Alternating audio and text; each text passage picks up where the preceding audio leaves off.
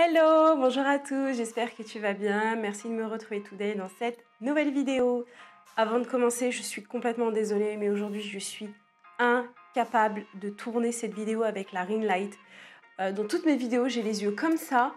Je galère pour avoir les yeux ouverts et je me rends compte que j'ai les yeux comme ça. Donc non, là c'est pas possible. Je vais tourner à la lumière naturelle. Donc je suis désolée, il va sûrement y avoir des variations de lumière, etc. Ça va pas être top, mais je sais pas comment font les youtubeuses beauté qui ont des méchants spots sur elles. Moi je vis avec des lunettes de soleil 365 jours par an.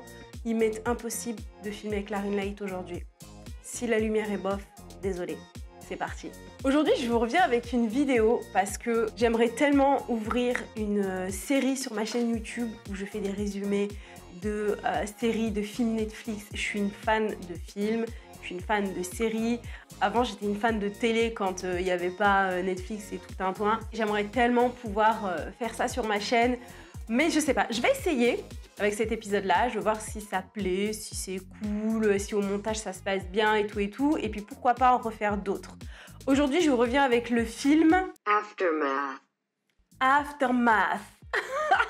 Oh, j'ai été obligée de mettre Google tellement je savais pas comment le prononcer en fait. Bref, c'est un super film, je sais pas si vous l'avez vu sur Netflix, je vous le conseille. Et en fait, à chaque fois qu'en début de film, je vois inspiré de faits réels, je me dis je vais aller voir la vraie histoire. Je ne vais pas spoiler, je vais juste vous faire un petit résumé. Et ensuite, je vais complètement basculer sur la vraie histoire où là, bien sûr, dans Netflix, ils en ont fait des pataquès, ils ont rajouté un aspect de l'histoire qui est vrai au départ. Ils en ont rajouté un aspect un peu thriller, un peu voilà, suspense, qui donne du peps au film et qui est super sympa. Mais la fin du film, c'est pas ce qu'il y a dans la vraie histoire. Mais c'est pas grave, moi je veux quand même parler de la vraie histoire. Et juste aftermath, ça veut dire conséquence. Je sais même pas pourquoi je rigole. Oh. Donc l'histoire du film Netflix. Je vous dis, le début sont assez similaires. C'est un couple qui emménage dans une super belle maison. Dernière technologie, tout est avec ton téléphone, tu ouvres tes portes avec ton téléphone, tu les fermes. Les lumières, les machins, voilà, tout est très très moderne. Et donc ils emménagent dans cette maison. Que le mari a découvert que sa femme le trompait, malheureusement. Donc ils ont décidé de se redonner du nouveau et de déménager dans cette superbe nouvelle maison. Donc dans le film Netflix, il faut savoir que dans cette maison, dans le passé, il y a eu des choses pas très top. Voilà, je vais pas spoiler, donc je vais rester assez évasive. C'est passé quelques petits trucs. À partir d'un certain moment, la femme va commencer à devenir un peu parano, avoir des choses la nuit, avoir voilà, plein de trucs. On ne sait pas trop si c'est du paranormal ou si c'est du thriller. On ne sait pas trop encore. Voilà en gros ce qui se passe dans la maison. Maintenant, je vais passer dans la vraie histoire, même si je vais bien parler de la vraie histoire. Au final, ça va pas spoiler le film parce que je vous dis, au bout d'un moment, l'histoire inspirée de faits réels s'arrête et on passe sur la fiction de Netflix.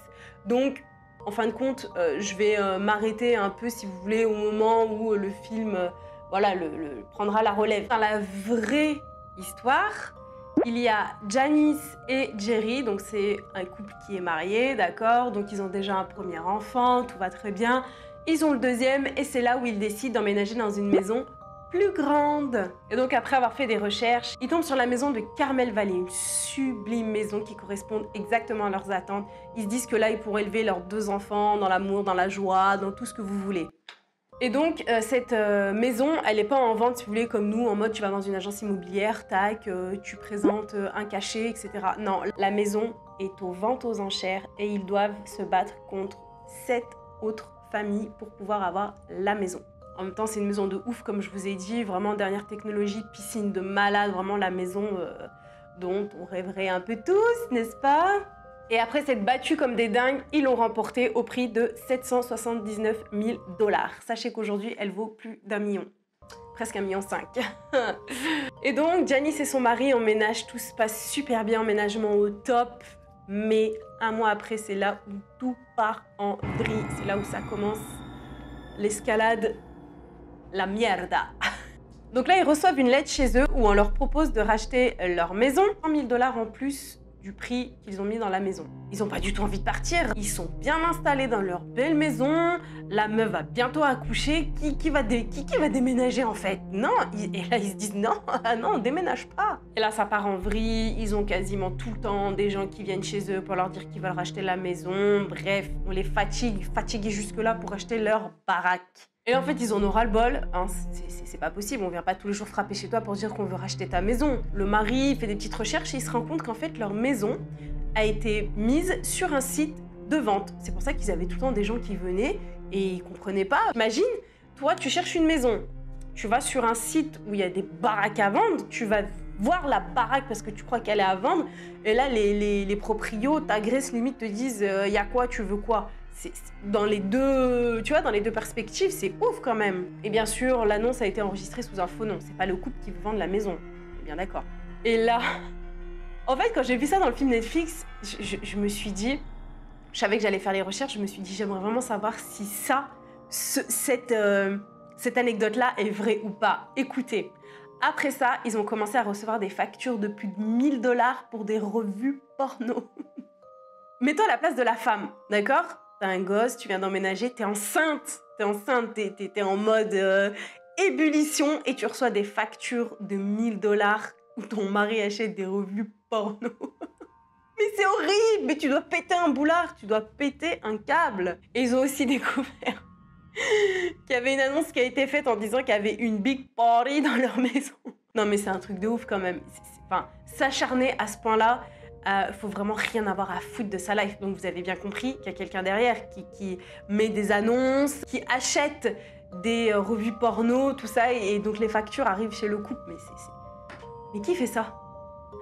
Qui fait ça? Sérieux, faut vraiment être siphonné là-dedans, quoi. Moi, à ce moment-là, j'ai très vite compris que c'était une femme qui était derrière tout ça, parce que c'est tellement axé sur de la violence bien dirigée envers la femme surtout.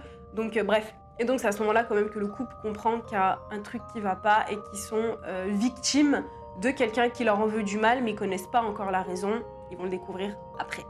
Et donc ensuite, autre anecdote, le 14 février, donc Saint-Valentin, eh bien toutes les femmes de la rue ont reçu une carte signée du mari avec sûrement des mots, je sais pas trop ce qu'elle a écrit dedans, mais soit du sarcasme, soit du salace, ou soit de l'humour au second degré. Mais en tout cas, la femme, elle a pété un cap parce que toutes les autres femmes ensuite sont venues à la maison en disant wesh, ton Joe, il part en vrille.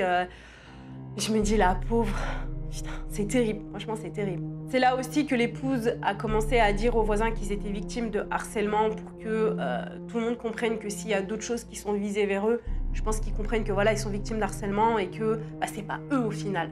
Ils en ont eu marre, ils ont pété un câble, ils ont décidé de mettre des systèmes de vidéosurveillance dans toute la baraque.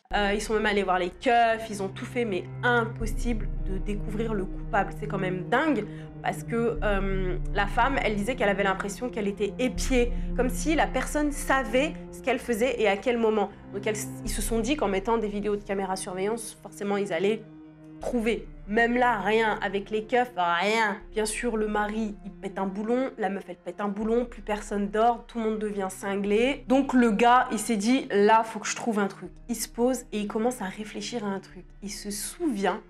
Donc là, ils reçoivent une lettre chez eux où on leur propose de racheter leur maison. 100 000 $ en plus du prix qu'ils ont mis dans la maison. Ils n'ont pas du tout envie de partir. Ils sont bien installés dans leur belle maison. La meuf va bientôt accoucher. Qui va déménager en fait? Non. Et là, ils se disent non, non, on déménage pas. Signé de Cathy Rowe. Cathy! Hey, Cathy! Ça commence à sentir le roussi pour toi, Mago. Et donc là, qu'est-ce qu'ils font? Bien sûr, le Joe, il va en parler à sa go en disant « Hey, meuf, je suis désolée, mais je crois que j'ai merdé. » Depuis le début, en fait, on avait possibilité de savoir qui c'est Cathy. Donc la go, elle a dit quoi? T'inquiète, je gère. Elle est partie chercher sur les réseaux, tac, tac, tac, tac. Bon, ils ont trouvé la go. Et il s'avérait que cette go, elle était présente à la vente aux enchères du départ. Vous vous rappelez, je vous ai dit, c'était eux contre cette haute famille. La go Cathy, elle était à elle. Bon là, bien sûr, pétage de câble. Ils vont voir les keufs en donnant le blaze de la personne. Cathy, la folle. Elle a mis une annonce sur Internet. Je savais même pas que ça existait, honnêtement. tu mets une annonce sur des sites un peu, je pense, olé olé, tu vois. Et je vais vous lire quand même ce qu'elle a osé mettre sur l'annonce internet.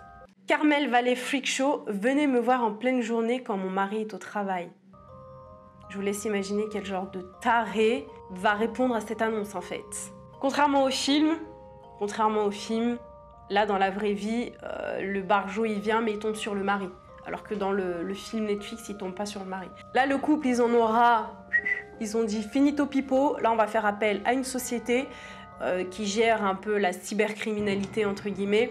Donc ceux qui agissent sur Internet. Et là, bien sûr, la société fait le lien entre l'adresse IP, envoi de mails, les offres, etc. Et là, Cathy, elle s'est fait choper. Fini pour toi, finito pipo, meuf. Là, Cathy, là, t'étais partie trop loin, là. Donc, bien sûr, jugement. Et aux États-Unis, quand même, je trouve que c'est bien parce qu'ils sont assez bien punis. Ça, en France, si ça s'était passé en France, je sais que la sentence aurait été bien moindre. Je vais vous dire la sentence.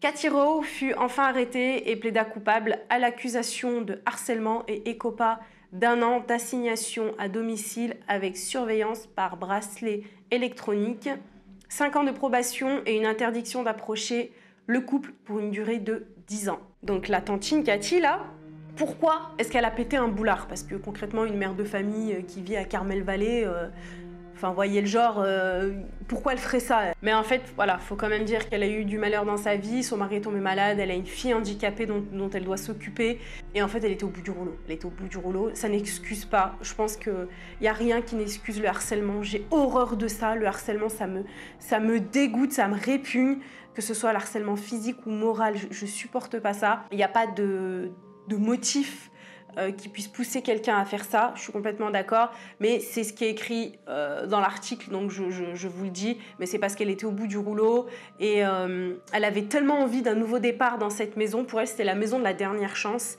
et quand quelqu'un d'autre, une autre famille, le couple là qui a eu la maison, qui a remporté la maison aux enchères, elle a pété un boulard et elle a décidé de leur faire vivre la misère pour qu'ils se barrent. En gros, elle, ce qu'elle voulait, c'était qu'ils se barrent, les pousser à bout pour pouvoir avoir la belle maison de Carmel Valley. Elle a même avoué qu'elle avait chouiné pendant maintes et maintes parce que donc elle n'avait pas eu la maison. Le déclenchement de tout ça, c'est quand elle a envoyé une lettre en leur proposant de racheter 100 000 € plus cher leur maison et que, en fait, elle a eu aucune réponse, ni un oui, ni merde, ni rien. Donc du coup, c'est là où vraiment elle a chopé la mouche et elle a décidé de leur faire vivre la misère. Vous voyez, quand je vous disais que depuis le début, je sentais que c'était une femme, ces petits tours de vis, là, ça sentait une femme derrière. Elle disait qu'elle était rongée par la jalousie, détruite, remplie de souffrances, de douleurs, qu'elle était totalement dévastée et qu'elle a décidé de leur faire vivre la misère.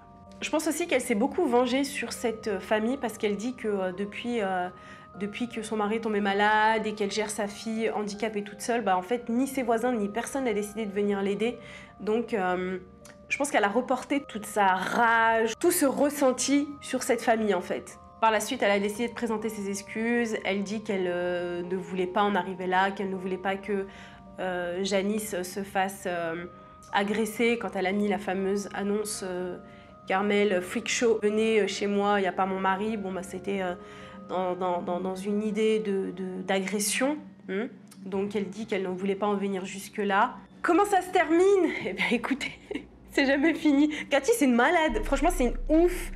Donc en fait, après les excuses, après tout ça, c'est bizarre parce que Cathy, elle avait, vous vous souvenez, interdiction pendant 10 ans de s'approcher du couple, mais quelques temps après, elle a trouvé une petite baraque à 1,5 km de la leur, de Carmel Valley. Donc voilà, je sais pas à combien de distance était estimé au niveau du jugement, mais en tout cas, voilà, elle est venue s'installer. Eux, ils ont encore plus flippé, donc du coup, ils ont encore plus mis de caméras dans leur baraque. Là, ils étaient en mode bunker et c'est bon, au bout d'un moment, ils se sont apaisés. Ils ont bien vécu apparemment jusqu'en 2015 dans leur maison. Dans l'article que j'ai lu, ils n'ont pas dit ce qui se passe après, ni pour l'un, ni pour l'autre, mais en tout cas, voilà, jusqu'à 2015, ils ont vécu dans leur maison. Je vous mettrai l'article en barre d'infos si vous voulez aller le lire. D'ailleurs, ça me fait penser à une des vidéos de Squeezie où dedans, quelqu'un a vraiment vécu ça. Et apparemment, aux States, tu peux vraiment vivre ça parce que les maisons sont faites d'une configuration différente. Je pense pas qu'ici, nous, en France, peut-être dans d'autres pays en Europe, mais en France, tu pourrais pas vivre ça. je pense pas que ce soit possible. Les maisons aux States sont tellement grandes qu'ils pourraient y arriver, mais enfin moi je vois, j'ai déjà vécu dans des maisons, clairement ça serait impossible. Voilà, je veux pas spoiler, mais ça serait pas possible. Ça fait flipper de te dire que ça c'est possible. Je veux pas spoil, ça m'énerve, j'aurais bien voulu un peu plus épiloguer et parler de ça, mais voilà, je veux pas spoil. Je te remercie d'avoir regardé cette vidéo, je te souhaite une bonne journée, une bonne soirée selon le moment où tu me regardes. Prends bien soin de toi et je te dis à très vite. Ciao!